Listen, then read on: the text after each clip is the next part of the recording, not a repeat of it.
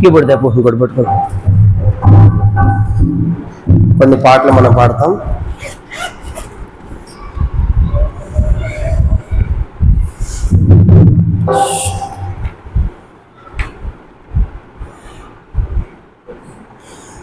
పాట సంఖ్య 574, కొత్త వాటిలో 574, పాత వాటిలో 563. ఓ ప్రభువా ఉజ్జీవము నిమ్ము అనే పాట 574, కొత్త వాటిలో, పాత వాటిలో 563. ఓ ప్రభువా జీవము నిమ్ము, ఓ ప్రభువా జీవము నిమ్ము, విరిగిన మనసుతో వేదను, విరిగిన మనసుతో వేదను. ఓ ప్రభువా జీవము నిమ్ము, ఓ ప్రభువా జీవము నిమ్ము, కోల్పోయితిని మొదటి ప్రేమను, చల్లారిపోయే నీ ప్రేమ నాలో. కోల్పోయితిని మొదటి ప్రేమను, చల్లారిపోయే నీ ప్రేమ నాలో. నాలో నిలుపుము నీదు ప్రేమ, నాలో నిలుపుము నీదు ప్రేమ. ఓ ప్రభువా జీవము నిమ్ము, ఓ ప్రభువా జీవము నిమ్ము, పడిన వారి ఆశ్రయమా, విడువబడిన వారి సహాయం, పడిన వారి ఆశ్రయమా, విడువబడిన వారి సహాయం, గాయపు చేతితోనే పోమా, గాయపు చేతితోనే పోమా. ఓ ప్రభువా జీవము నిమ్ము, ఓ ప్రభువా జీవము నిమ్ము, శాస్త్రము యొరిలో చిక్కి ఉన్నాను, నాదు బంధకములు తెంపుము నీవు.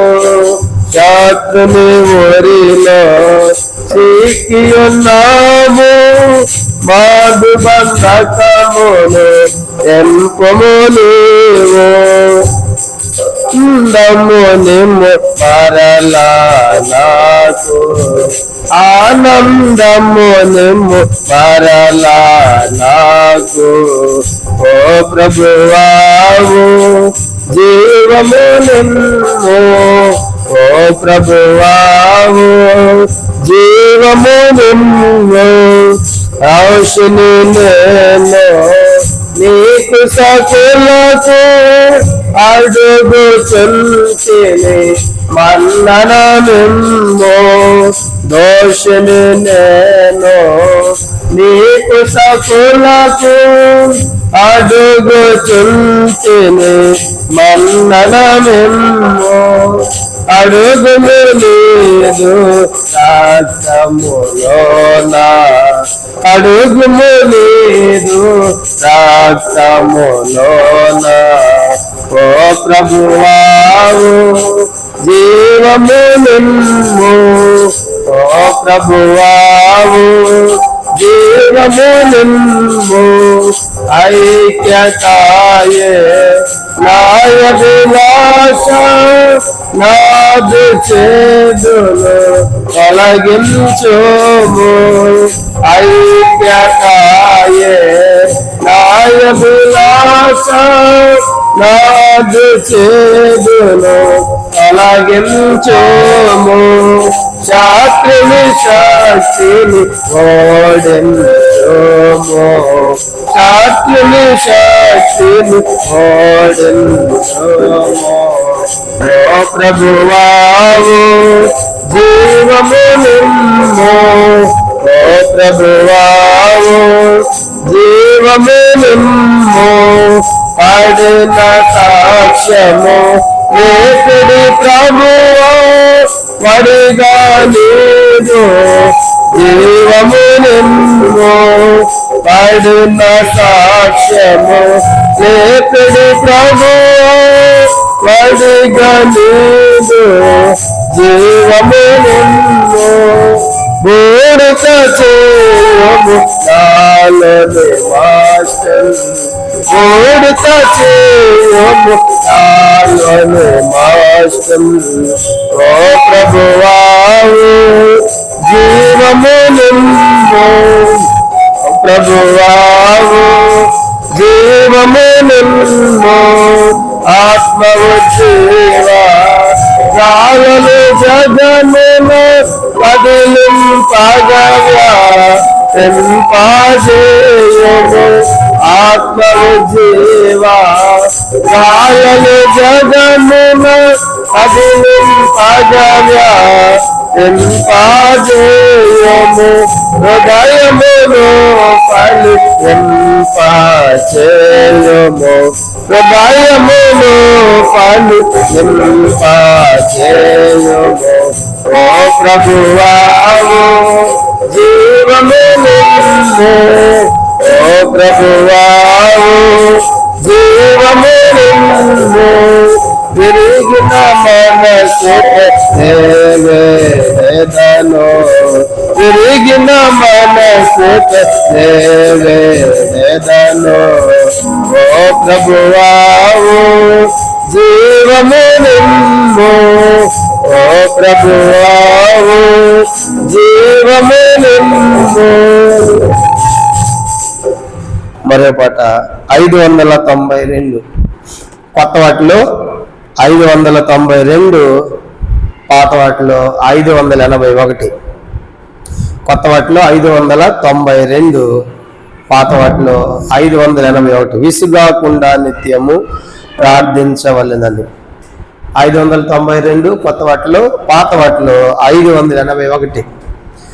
విసుగాకుండా నిత్యము ప్రార్థించవలెనని విశదముగా నుడివితివి.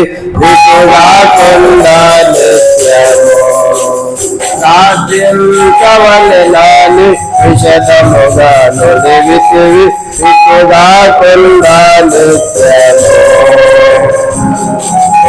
ఏకీభవించి భూమిపైన ఇద్దరు, ఏకీభవించి భూమిపైన ఇద్దరు వేడుకొని సంగతులను గూర్చి, వేడుకొని సంగతులను గూర్చి.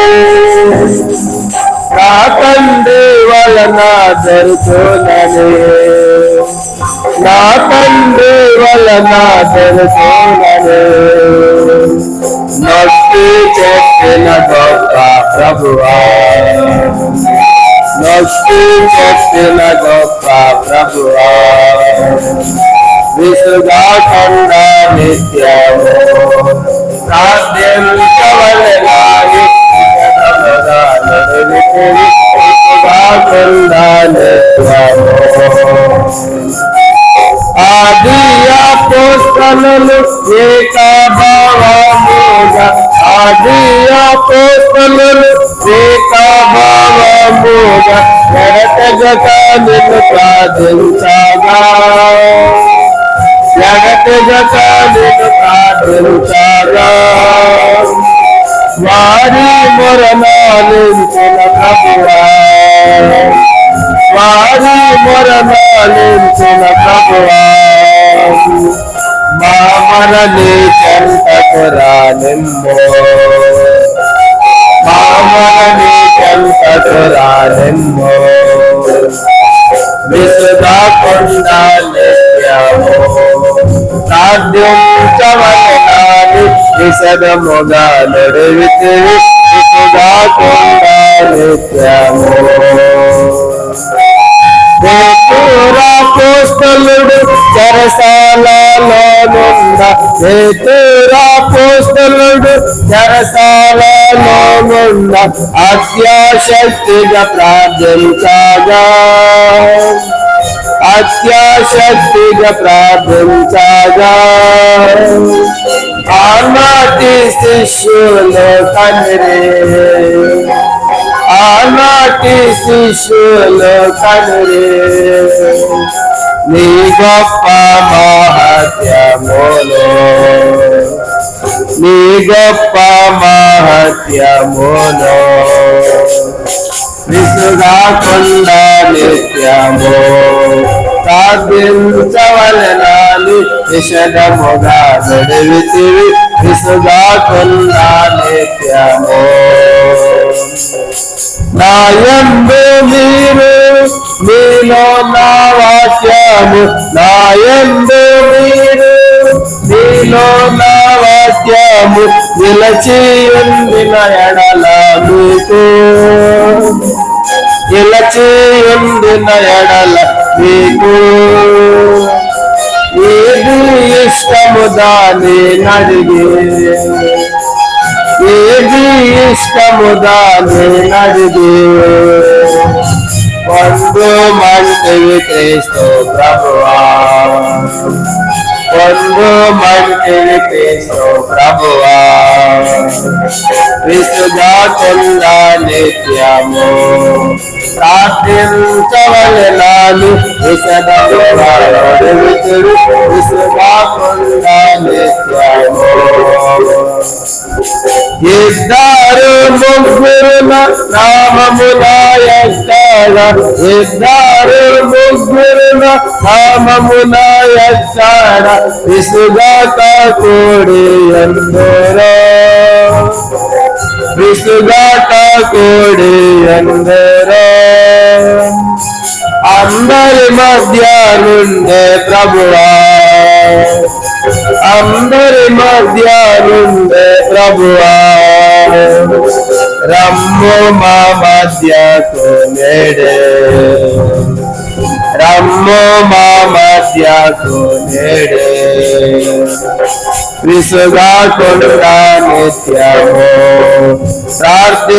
ప్రార్థించవలెనని నిషధముగా నడివితి విసుగాకుండా నిత్యము ప్రార్థించవలెనని నిషధముగా నడివితివి విసుగాకుండా నిత్యము.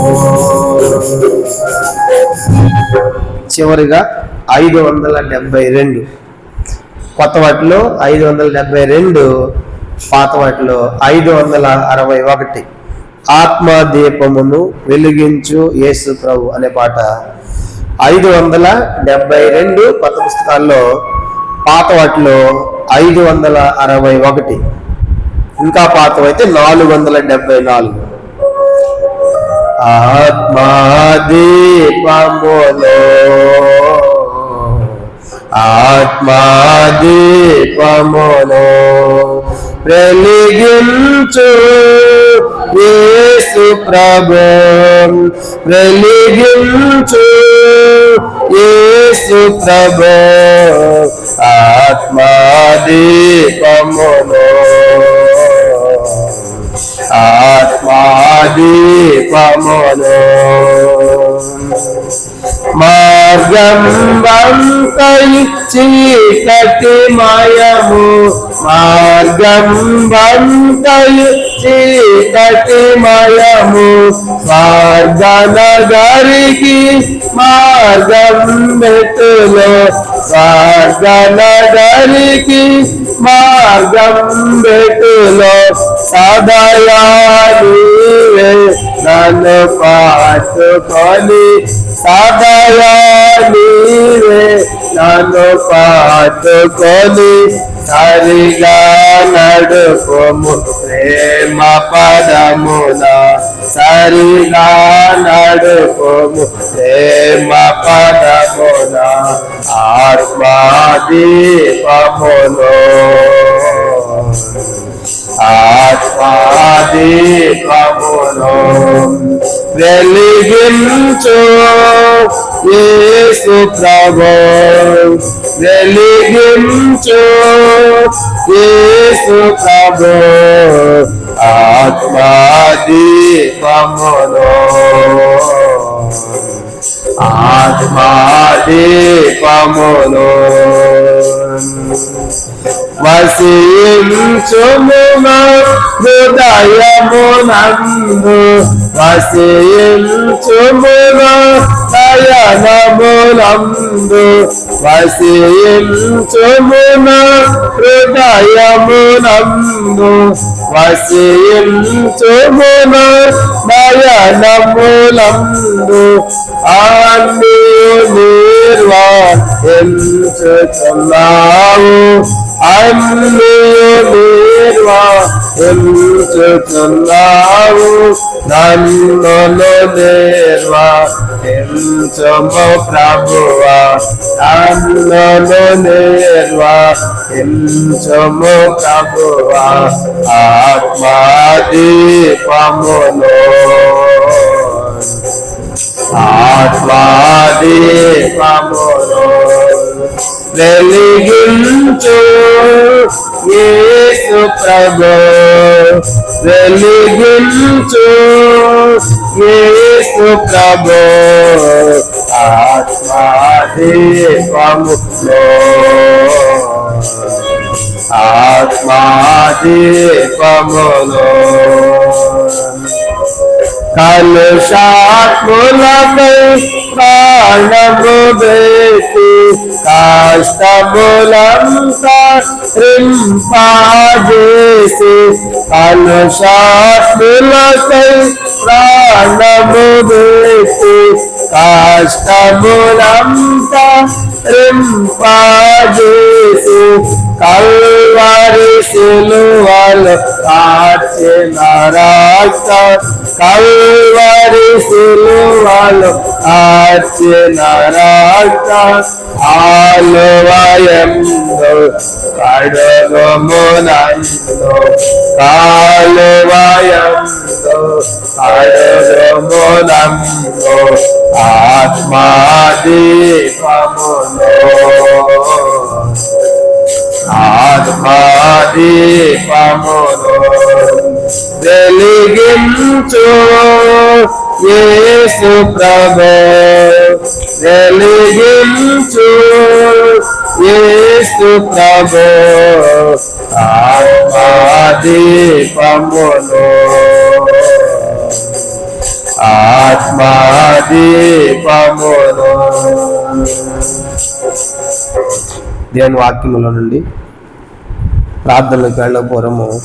అపోస్తుల కార్యములు 12వ అధ్యాయం. అపోస్తుల కార్యములు 12వ అధ్యాయము 5వ వచనము అందరం కలిసి మనం చదువుకుంటాం. అపోస్తుల కార్యములు 12వ అధ్యాయము 5వ వచనము అందరం కలిసి చదువుకుంటాం. అపోస్తుల కార్యములు 12:5. పేతురు చెరసాలలో ఉంచబడెను. సంఘం అయితే అతని కొరకు అత్యాశక్తితో దేవునికి ప్రార్థన చేయుచుండెను. కనుక పేతురు చెరసాలలో ఉంచబడినప్పుడు సంఘం అతని కొరకు అత్యాశక్తితో దేవునికి ప్రార్థన చేయుచుండెను. ప్రార్థన. పరలోకమందున్న మా తండ్రి, పరిశుద్ధ దేవ, మీ స్తోత్రాలు. ఇంతవరకు పాటల ద్వారా మీ నామను కనపరుచుకున్నందుకు వందనాలయ్యా. తిరిగి సమయంలో చదవబడినటువంటి వాక్యం అపోస్తుల కార్యం 12వ అధ్యాయం 5వ వచనంలో రాయబడిన మాట, సంఘము అత్యాశక్తితో ప్రార్థన చేయడం ద్వారా ఇలాంటి గొప్ప కార్యం జరిగిందో తండ్రి, ఈ రాత్రి సంఘంలో చేరి ఉన్నాం తండ్రి. మేము కూడా ఆరితి ఏకీభవించి ప్రార్థన చేయడం ద్వారా గొప్ప కార్యం అద్భుతాలు చూసినట్లుగా మీరే సహాయపడమని, ఆ యొక్క దాసులను కూడా మరుగుపరిచి మాకు అందరికి కావాల్సిన వాకులు దయచేసి మహిమ పొందమని యేసుక్రీస్తు నామమున ప్రార్థించి వేడుచున్నాము తండ్రి. ఆమేన్. ఇలా మనం చదువుకున్నటువంటి వాక్య భాగము మనకు బాగా పరిచయమైనటువంటి వాక్య భాగమే. అది హేరోదు రాజు కాలంలో మొదటి వచ్చిన సంఘపు వారిలో కొందరిని బలాత్కారముగా పట్టుకొని చెరసాలలో పెట్టాడు. తర్వాత యోహాను సహోదరుని యాకోబుని ఖడ్గముతో చంపించాడు. ఎందుకంటే ఎవరు యాకోబు అంటే అపోస్తలుడైన యాకోబు. యేసు ప్రభు వారి యొక్క శిష్యులలో ఒకడు, 12 మందిలో ఒకడు ఆయన ఖడ్గముతో చంపబడ్డాడు. దాని సువార్త ప్రకటించినందుకు కాను చెరసలు పెట్టారు, ఖడ్గంతో చంపారు. ఇది యూదులకు ఇష్టమైన కార్యమని తెలుసుకొని పేతురును కూడా పట్టుకొనేను. యూదులకు ఎందుకు ఇష్టము చంపడం అంటే, వీళ్ళు యోధా మతాన్ని కాకుండా క్రైస్తవ్యాన్ని ప్రకటిస్తూ ఉన్నారు కాబట్టి, మా మతాన్ని చెప్పకుండా క్రైస్తవ్యాన్ని ప్రకటిస్తున్నారు కాబట్టి వాళ్ళు చంపాలని టార్గెట్ పెట్టుకున్నారు. యేసు ప్రభు శిష్యులు ఒకడైన యాకోబును ఆల్రెడీ ఖడ్గముతో చంపించేశాడు యోహాను. తర్వాత పేతురుని కూడా పట్టుకున్నాడు, చెరసాల పెట్టాడు. ఎందుకంటే 4వ వచనం, అతను పట్టుకుని చెరసాల వేయించి పస్కా పండుగ అయిన పిమ్మట ప్రజల యొద్దకు తేవాలని ఉద్దేశించి అతనికి కావలింటకు 4 చతుష్టముల సైనికులకు అతన్ని అప్పగించెను. దాదాపుగా 16 మంది సైనికుల చేత బంధించబడ్డాడు. పస్కా పండుగ అయిపోయిన తర్వాత పేతురు తీసుకొచ్చి చంపాలనుకుంటున్నాడు. ఎందుకు పస్కా పండుగ అయిన తర్వాత అంటే, పస్కా పండుగకి ప్రపంచ దేశంలోని యూదులందరూ వస్తారు యెరూషలేముకి. వాళ్ళందరి ముందు చంపితే ఇంకా నాకు రాజులకు ఇంకా గ్రేట్ అయితే, ఎంత మంచి గొప్ప రాజు అని చెప్పేసి నా కీర్తి వస్తుందని అందరి ముందు చంపాలని చెప్పేసి చెరసాల పెట్టాడు. ఈ యోహాను చంపినట్లుగా పేతురు కూడా చంపాలని. కాబట్టి ఇప్పుడు సంఘానికి ఎంతో కష్టమైన పరిస్థితి, గడ్డు పరిస్థితి. ఒక నాయకుడే చనిపోతా ఉంటే ఎలా ఉంటుంది? ఒక ఇంట్లో ఉన్న తండ్రి లేకపోతే పిల్లల భవిష్యత్తు ఎలా ఉంటుంది? ఇప్పుడు ఆ సంఘానికి వాళ్ళు యాకోబు, యోహాను లాంటి వాళ్ళు ఒక తండ్రి స్థానంలో, దేవుని స్థానంలో నడిపిస్తున్నప్పుడు వాళ్ళకి అలాంటి పరిస్థితులు సంభవించాయి. ఇప్పుడు సంఘము చెదిరిపోవాలి, సంఘము భయపడాలి. ఇంకేముంది, నాయకుడైన యాకోబుని చంపించాడు, నెక్స్ట్ ఆల్రెడీ పేతురు గారిని కూడా లోపల పెట్టాడు కాబట్టి ఈయన కూడా చంపిస్తాడు అని మిగతా సంఘస్థులందరూ, సంఘపు వారు ఏమైపోవాలి?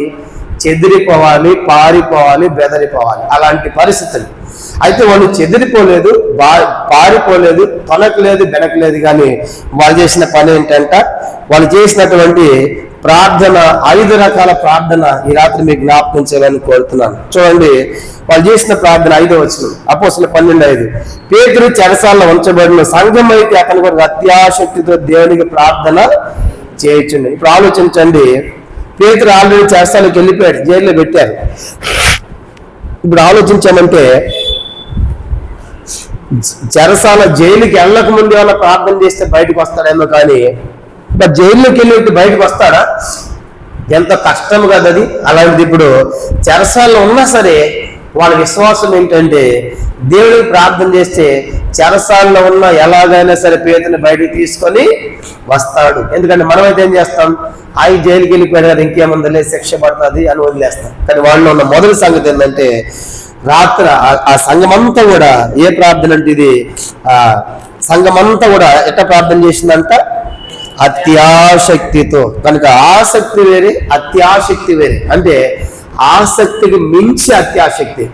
అలాంటి అత్యాశక్తితో ప్రార్థన చేసినప్పుడు దేవుడు చేసిన పని ఏంటంటే, చూడండి 6వ వచనం, ఏ రోజు అతను వెలుపలికి తీసుకొని రావాలండగా ఆ రాత్రియే. ఏ రాత్రి? ఆ రాత్రి అంటే ఏ రాత్రి? వాళ్ళు ప్రార్థన చేసిన రాత్రి. అంటే వాళ్ళు ఏం ప్రార్థన చేస్తున్నారంటే, రాత్రి అంతా ప్రార్థన చేస్తున్నారు. కాబట్టి ఏ రాత్రి వాళ్ళు ప్రార్థన చేస్తున్నారో ఆ రాత్రి జవాబు వస్తా ఉంది. అంటే వాళ్ళు ప్రార్థన ఎప్పుడు చేస్తున్నారంటే, సంఘమంతా కూడా ఆ రాత్రి అంటే వాళ్ళు ప్రార్థన చేయడం రాత్రి కూడుకున్నారు కాబట్టి రాత్రంతా ప్రార్థన చేస్తూ ఉన్నారు. కాబట్టి ఆ రాత్రంతా ప్రార్థన చేయటం అంటే ఇది సంపూర్ణ రాత్రి ప్రార్థన అనుకోవచ్చు. రాత్రంతా ప్రార్థన చేయాలంటే ఇప్పుడు వాళ్ళకి దానికి ఏమని పేరు పెట్టవచ్చు అంటే, భారముతో కూడిన ప్రార్థన. ఇది చెప్పండి, ఏం ప్రార్థన అంటే ఇది? రాత్రంతా ప్రార్థన చేయాలంటే అలసిపోయి పడుకుని నిద్రపోతాం అనుకుంటాం. ఇప్పుడు వాళ్ళు రాత్రి నిద్రపోవట్లా, పడుకోవట్లా. ఒకరు కాదు, ఎవరంట? సంఘం అంతా.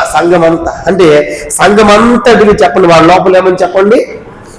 భారం ఉంది. రాత్రంతా మేలుకోవటం అంటే ఎప్పుడు మేలుకుంటాం? రాత్రంతా భారం ఉన్నప్పుడు, సంఘం నుంచి చింత ఉన్నప్పుడు, వేదన ఉన్నప్పుడు. కాబట్టి ఇప్పుడు సంఘం అంతా రాత్రంతా ప్రార్థన చేస్తా ఉంటే 6వ వచనంలో ఆ రాత్రి అంటే వాళ్ళు ప్రార్థన చేసిన రాత్రి దేవుడు ఒక దూతను పంపిస్తా ఉన్నాడు.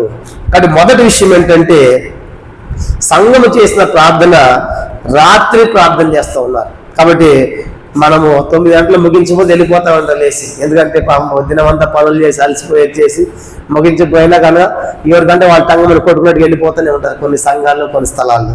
రాత్రి అంతా చేయాలంటే లోపల ఏమన్నా చెప్పండి, భారం ఉండాలి, ఆసక్తి ఉండాలి. చూసారా రాత్రి అంతా అయ్యో సంఘం పరిస్థితి ఇలాగ ఉంది.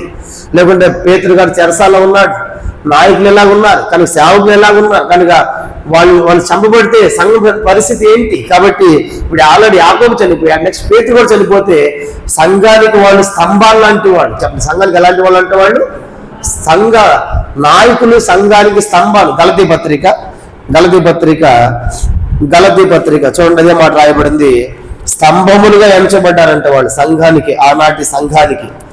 ఆ గలతీ పత్రిక 2వ అధ్యాయం 8-9 వచనాలు కలిసి ఉన్నాయి, చదువుకుంటాం.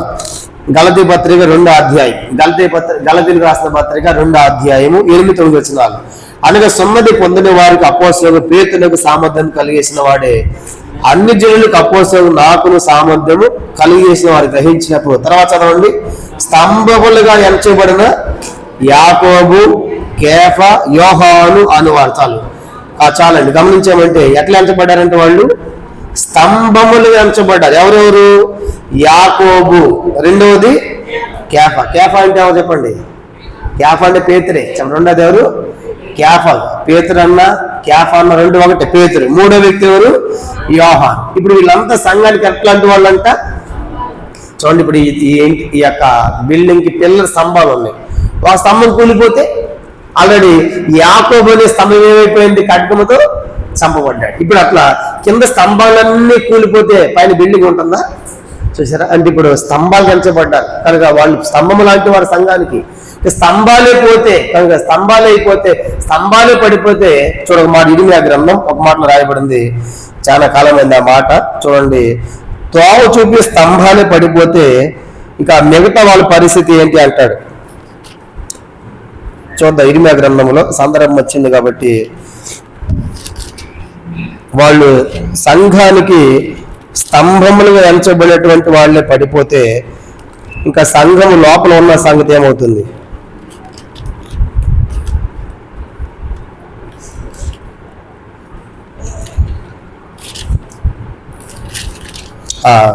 31 ఇర్మియా గ్రంథం 31 21. ఇర్మియా గ్రంథం 31 21. ఇర్మియా గ్రంథము 31 21. ఇశ్రాయేలు కుమారి సరిహద్దురాన్ని పాటించుము, దోవజూపు స్తంభములను నిలవబెట్టుము. చిరుగా ఆ స్తంభాలు లేకపోతే తోవ చూపించే వాళ్ళు ఎవరుంటారు? ఆ స్తంభాలు లేకపోతే నడిపించే వాళ్ళు ఎవరుంటారు? కాబట్టి ఇప్పుడు ఆ యొక్క స్తంభాలు ఏమైపోయినాయి? పడిపోయినాయి. ఇక్కడేమో పడిపోయినాయి, అక్కడేమో కూలిపోతున్నాయి. కాబట్టి ఇప్పుడు చాపు స్తంభాలు ఏం చేయాలంటే తోవ చూపించే స్తంభాలను నిలవబెట్టాలి. కాబట్టి ఇప్పుడు మొదటి సంగతి ఏంటంటే యోహాను, కేఫా, పేతురు ఎలాంటి వారు? సంఘానికి స్తంభములు లాంటి వారు. కానీ ఇప్పుడు స్తంభం లాంటి వారిని చంపేస్తా ఉంటే ముఖ్యమైన వ్యక్తులు చూడండి. ఆ మధ్య ఇస్రాయల్ దేశము కూడా హమాస్ వాళ్ళ ముఖ్యమైన లీడర్స్ లేపేసింది. వాళ్ళంటే ఎవరు? వాళ్ళకి హమాస్ వాళ్ళకి స్తంభము లాంటి వారు.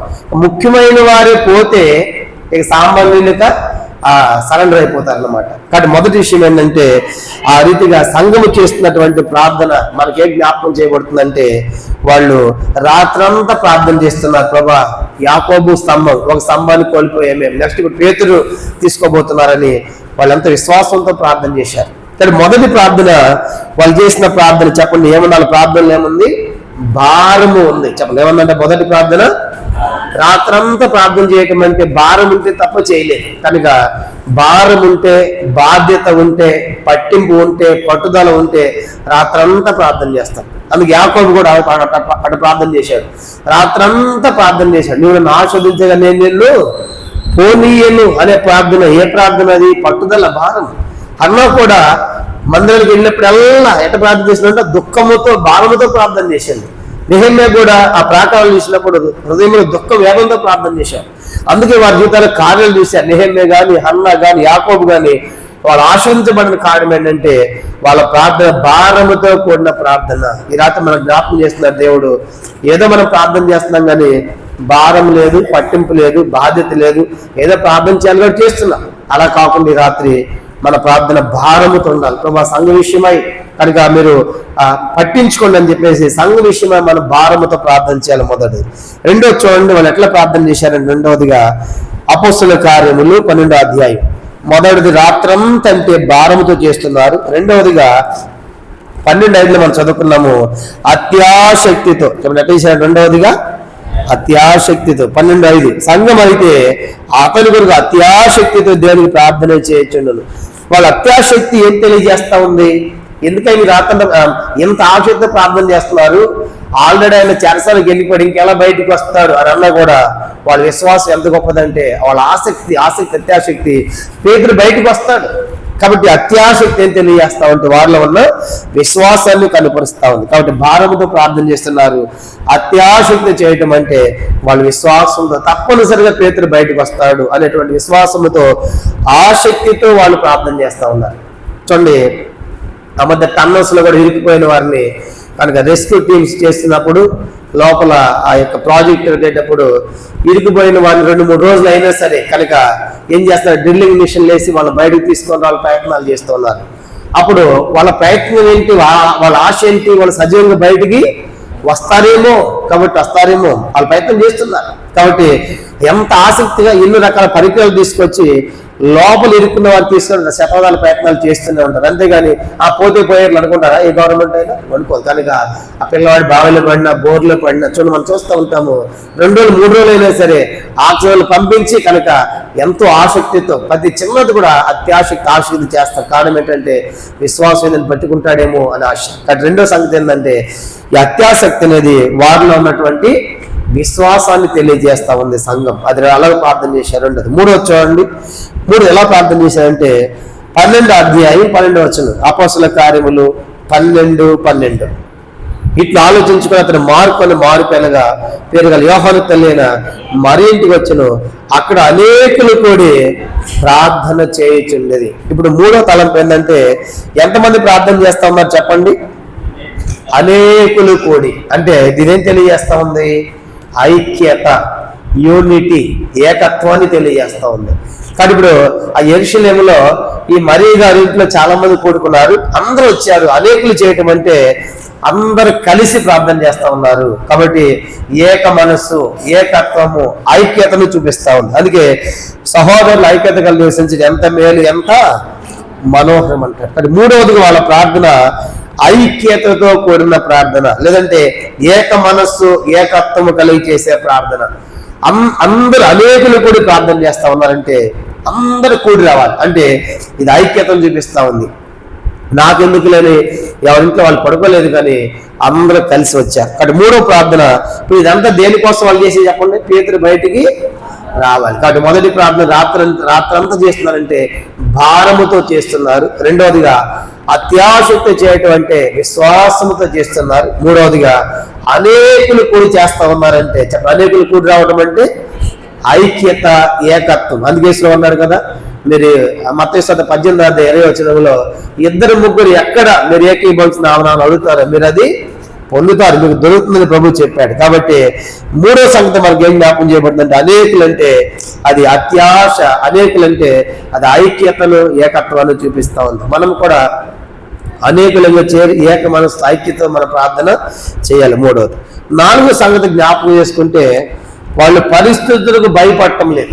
4వది పరిస్థితులకు భయం. ఎలాంటి పరిస్థితులు? అవన్నీ కూడా ఆల్రెడీ యాకోబుని ఖడ్గముతో చంపించాడు. కనుక చంపించినప్పుడు చూడండి, సంఘములో ఒక నాయకుని పట్టుకుని చంపారంటే గొర్రెల కాపర్ని కొట్టారనుకోండి, గొర్రెల కాపర్ని సింహము ఎలుగుబంటి ఎత్తుకుపోతే కాపర్ని ఎత్తుకుపోతే గొర్రెలు ఏమైపోతాయి?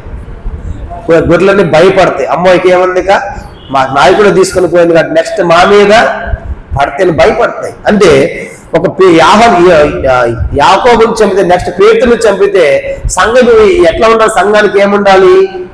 భయం ఉండాలి. సంఘానికి ఏమని చెప్పండి? భయం ఉండాలి, భయపడాలి చంపుతున్నారంటే. అలాంటిది వాళ్ళు పరిస్థితులకు భయపడలేదు. వాళ్ళ ప్రార్థన ఏంటంటే వాళ్ళు ధైర్యంతో ప్రార్థన చేస్తూ ఉన్నారు. కనుక అదేం తెలియజేస్తా ఉందంటే ఆ పరిస్థితి ఎంతో భయానకమైన పరిస్థితి. చూడండి, ఎక్కడ ఒకరిని చంపారనుకోండి, ఆ గల్లీలో 2-3 రోజులు తిరుగుతారు. ఆ వీధిని ఎవరైనా అమ్మో ఇక్కడే చంపిందని చెప్పేసి అంత చుట్టూ తిరుగుకొని పోతారు కదా, ఎంత భయం. యాకోబుని చంపినప్పటికి కూడా వాళ్ళు పరిస్థితులకు భయపడలేదంటే వారి లోపల ధైర్యము విశ్వాసముతో వాళ్ళు చేసే ప్రార్థన వాళ్ళకి జ్ఞాపకం చేయబడుతుంది. ఆఖరిది ఐదవది, వాళ్ళు దేనికోసం చేసే ప్రార్థన ఎంతకి అందరి యొక్క అంశం ఏంటి చెప్పండి? అందరి అంశం ఏంటి? పేతురు గారు బయటికి రావాలి. అదే అందరూ చేసే ప్రార్థన. అంటే ఇది ఏంటంటే ఒక గురి కలిగిన ప్రార్థనగా మనం చూస్తాం. ఏ ప్రార్థన చెప్పండి? అది ఒక గురితో ప్రార్థన చేస్తున్నారు. ఏంటి ఆ గురి అంటే, ప్రభా పేతురు గారు బయటకు రావాలి, పేతురు గారు బయటకు రావాలి. అదే వాళ్ళ టార్గెట్, అదే వాళ్ళ గురి. కనుక ఇంకా రకరకాల మనవులు కాదు, మా అమ్మాయికి జ్వరం వచ్చింది తాకు, మా అబ్బాయికి మోషన్స్ ఆకు, ఇలాంటి ప్రార్థనలు కాదు ఇప్పుడు వాళ్ళు చేసే ప్రార్థన. ఏ ప్రార్థన చెప్పండి? అందరూ కూడా పేతురు గారు బయటికి రావాలి కనుక. అంటే అందరూ ఒకే ప్రార్థన, అంటే ఒక గురి పెట్టుకుని వాళ్ళు ప్రార్థన చేస్తూ ఉన్నారు. కాబట్టి రాత్రి మన ప్రార్థన కూడా ఏముండాలి చెప్పండి? ఒక గురి ఉండాలి. మనం కూడా కొన్నిసార్లు ప్రార్థన ప్రారంభిస్తాము. హైదరాబాద్లో ప్రార్థన చేసి తెలంగాణ దాటి ఆంధ్ర దాటి కానీ కర్ణాటక కేరళ మొత్తం తిరిగి వస్తూ ఉంటాం. ఇంతకేం చేసాం మనకు ఆమెనని తెలియదు. ఒక ఆయన ప్రార్థన మొదలుపెట్టాడు క్యాలింగ్ ఫామ్లో. అదంతా చల్లని వాతావరణం, చలి వాతావరణము. తీర్చే ప్రభా నీ స్తోత్రం తాగాలి, దీర్ఘ ప్రార్థన చేసాం, టీ ఆరిపోయింది. తీర్చిన తర్వాత ఒక ఆయన ప్రార్థన చేస్తారు, ప్రభా ఇన్ని వర్తమానాలు ప్రభా 7 పాయింట్ చెప్పి ఆ పాయింట్ ఈ పాయింట్ అంతా ప్రార్థన చేస్తున్నారంట. మధ్యలో ఒక ఆయన కోపం వచ్చి టీ కోసం ప్రార్థన చేయాలా, మధ్యలో ఆమె అన్నాడు ఒక ఆయన. అనగానే అందరూ ఆమె అన్నాడంట. అందరూ ఆమె అనగా ఇంతకీ ప్రార్థన చేసిన ఆయన ఆమె ఎవరు ఆ వ్యక్తి అని ఎత్తుకుంటూ వచ్చి పలాని వ్యక్తి, బ్రదర్ మీకు వందనాలు బ్రదర్, ప్రార్థన ఎట్లా ముగించాలి నాకు అర్థం కావట్లేదు, ఆమె మంచి పని చేస్తామని చెప్పేసి అన్నాడు. చూసారా, మనం ప్రార్థన చేయమంటే అక్కడ మొదలు పెట్టి ఎక్కడెక్కడో తిరిగి వస్తూ ఉంటారు. అసలు చేసే ప్రార్థన దేనికోసము? ఒక గురి కలిగి ఉండాలి కదా, ఒక అంశం ఉండాలి కదా, ఒక సమస్య కూడా చేయాలి కదా, అది ప్రాముఖ్యమైన. కానీ ఇప్పుడు వాళ్ళు చేసే ప్రార్థన కూడా ఏదో చేయట్లా, అందరూ చేరి ఒకే ప్రార్థన. అపోస్తలుడైన పేతురు గారు బయటికి రావాలి, అది అంటే గురి కలిగిన ప్రార్థన. ఇప్పుడు 5 సంగతులు చూసే వాళ్ళ ప్రార్థన. మొదటి ప్రార్థన నుంచి చెప్పండి.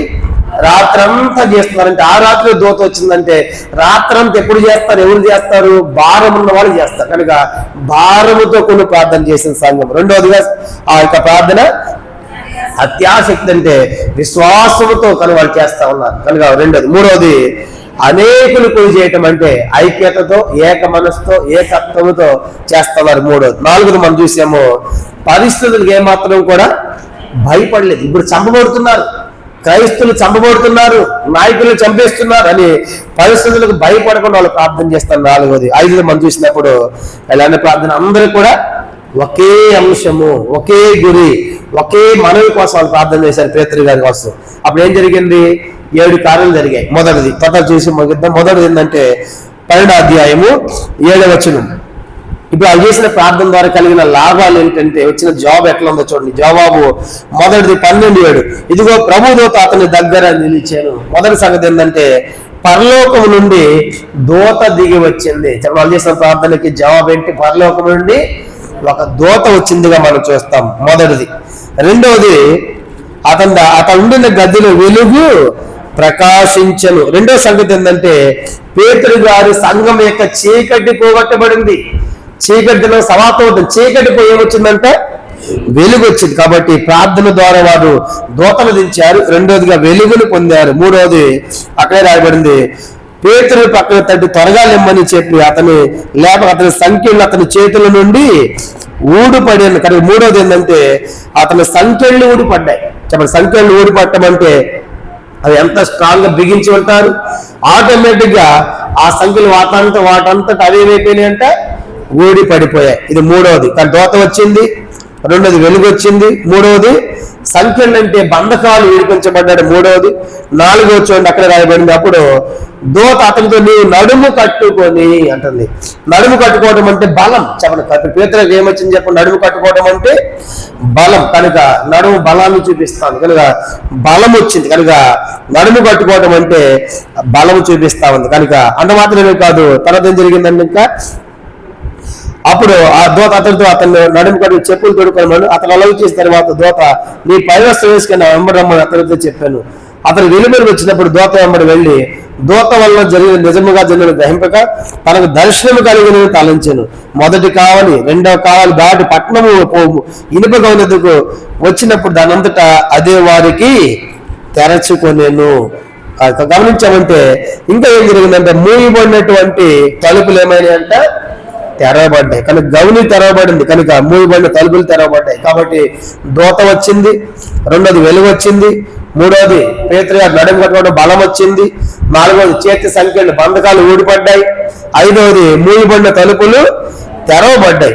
ఆరోది ఏంటంటే 11వ వచనం, 11వ వచనం చూడండి. 11 పేతురునకు తెలివి వచ్చినప్పుడు ప్రభు దూత తనను ఆ దూతను పంపి హేరోదు చేతిలో నుండి యూదులను ప్రజలను నాకు చేయనుద్దేశించి వాటన్నిటిని నన్ను తప్పించి ఉన్నాడని ఇప్పుడు నాకు నిజంగా తెలియదని అనుకున్నాను. హేరోదు చేతిలో తప్పించబడటం అంటే దేన్ని తప్పించబడ్డాడు పేతురు గారు? ఇప్పుడు మరణము నుండి చెప్పండి. ఏంటంటే హేరోదు ఏం చేయాలనుకున్నాడు? ఆయన కూడా చంపాలనుకున్నాడు కానీ యాకోబు, అంటే హేరోదు చేతుల నుంచి బయటకు వచ్చాడు. అంటే ఈ పేతురు మరణం కూడా తప్పించబడింది. ఇవన్నీ ఎలా జరిగాయి? సంఘం యొక్క ప్రార్థన. కాబట్టి హేరోదు చేతులను తప్పించబడంటే మరణం తప్పించబడింది. నెక్స్ట్ ఏం కలిగిందంటే వాళ్ళందరికీ కూడా చూడండి, ఇంకో మాట రాయబడింది 14వ వచనం. మనం గమనించండి 14వ వచనం. 14 ఆమె పేతురు స్వరము గుర్తుపట్టి సంతోషము చేత తలుపు తీయక. ఇప్పుడు చెప్పండి, పేతురు గారు బయటకు వచ్చినప్పుడు అందరికి ఏం కలిగి ఉండి చెప్పండి? సంతోషము. కనుక ఇవన్నీ సంఘం యొక్క ప్రార్థన ద్వారా జరిగిన కార్యాలు. కాబట్టి సంఘం ప్రార్థన చేసింది, రాత్రంతా భావంతో ప్రార్థన చేసింది, అత్యాశక్త విశ్వాసంతో చేసింది, అనేకులుగా ఏక మనసుతో ఏకత్వంతో ప్రార్థన చేశారు. 4 పరిస్థితులు భయపడలేదంటే ధైర్యంతో ప్రార్థన చేశారు. 5వదిగా ఒక గురి కలిగి ప్రార్థన చేశారు. వారి ద్వారా కార్యాలు ఏంటి? దూత వచ్చింది. ఆ దూత ఎక్కడి నుంచి? పరలోకం నుండి వచ్చింది. అంటే వీళ్ళ ప్రార్థన పరలోకం చేరింది. సంఘం యొక్క ప్రార్థన పరలోకం చేరి దేవుడు ఒక దూతను పంపించాడు. దూత వచ్చింది అంటే వెలుగు వచ్చింది, నడుము కట్టుకోవడం అంటే బలం వచ్చింది, సంఖ్యలు ఊడిపడటం అంటే బంధకాలు ఊడిపోయాయి, మూయబడిన తలుపులు తెరవబడ్డాయి. అంత మాత్రమే కాదు, పేతురు గారు హేరోదు యొక్క మరణం నుండి తప్పించబడ్డాడు. అంత మాత్రమే కాదు, ఆ సంఘం అంతటికి కూడా సంతోషం కలిగింది. చూసారా, సంఘం యొక్క ప్రార్థన ఎంత బలమైంది. వ్యక్తిగత ప్రార్థన మనకు బలము, కుటుంబ ప్రార్థన కుటుంబానికి బలము, సంఘ ప్రార్థన సంఘానికి బలం. అందుకే మన సంఘముగా చేరి ప్రార్థన చేస్తే ఎంత ఆధిక్యతం. చూడండి మత్తయి సువార్త, ప్రభు చెప్పాడు మత్తయి సువార్త 16వ అధ్యాయం. సంఘముగా చేరి కూడా మనం ఎందుకు ప్రార్థన చేయాలంటే మత్తయి సువార్త సంఘానికి ఇచ్చినటువంటి అధికారం ప్రభు. మత్తయి సువార్త 16వ అధ్యాయం 18వ వచనం. మత్తయి సువార్త 16:18 చదువుదాము. మరియు నువ్వు పేతురు, ఈ బండి మీద నా సంఘమును కట్టుదును, పాతాళలోక ద్వారములు దాని ఎదుట నిలువ నేరవని నేను నీతో చెప్పుచు. కాబట్టి సంఘం ఎదుట పాతాళలోక ద్వారాలు నిలువవు. ఇంకా సంఘముగా ప్రార్థన చేస్తే ఏం జరుగుతుంది? 18వ అధ్యాయం మత్తయి సువార్త 18వ అధ్యాయం 18 నుంచి 20 వచనాలు కూడా చదువుకుని మన ప్రార్థనకి వెళ్తాం. మత్తయి సువార్త 18వ అధ్యాయము 18వ వచనం నుండి 20వ వచనం, 18 నుంచి 20 వరకు. భూమి మీద మీరు వేటిని బంధించరు అవి పరలోక మందును బంధింపండు, భూమి మీద మీరు వేటిని కుదరో అవి పరలోక మందును ఇవ్వబడి అని మీతో నిశ్చయంగా చెప్పుచున్నాను. మరి మీరు ఇద్దరు తాము వేడుకొను దేని గురించి నేను భూమి మీద ఏకీభవించిన అది పరలోక మందును నా తండ్రి వల్ల వాళ్ళకి దొరుకుతుందని మీతో చెప్పుచున్నాను. ఏలైనగా 2-3 నా నామను ఎక్కడ కూడి ఉందరో అక్కడ నేను వారి మధ్య ఉందనని చెప్పింది. కాబట్టి 18 మీరు ఏంటి బంధిస్తారో సంఘముగా అవి పరలోకంలో బంధించబడతాయి, మీరు వేటి విప్పుతారో అవి పరలోకంలో విప్పబడతాయి. మీరు ఏకీభవించి వేడుకుంటే నా తండ్రి వల్లది మీకు దొరుకుతుంది. ఎంతమంది?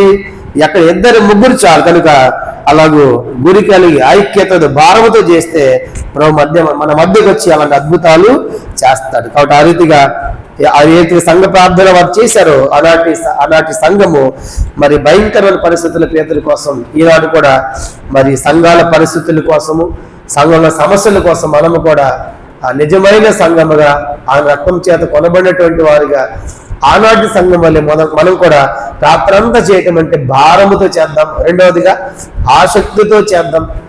మూడో మాట మనం చూసాము. మూడవదిగా అనేకులంటే ఐక్యతతో ఏక మనసుతో చేద్దాం. 4వది పరిస్థితులకి వెళ్ళి భయపడాల్సిన పని లేదు. 5వది ఏంటంటే అందరూ కూడా ఒకే అంశంగా అంటే ఒకే గురితో చేసిన ప్రార్థన ద్వారా అద్భుతాలు వాళ్ళు చూశారు. అలాంటి ప్రార్థన మనం కూడా చేయడానికి పరిశుద్ధాత్మ దేవుడు మనందరికీ సహాయం చేయనుగాక. ఆమెన్. ప్రభు యొక్క వాక్యాన్ని దీవించునుగాక. ఆమెన్.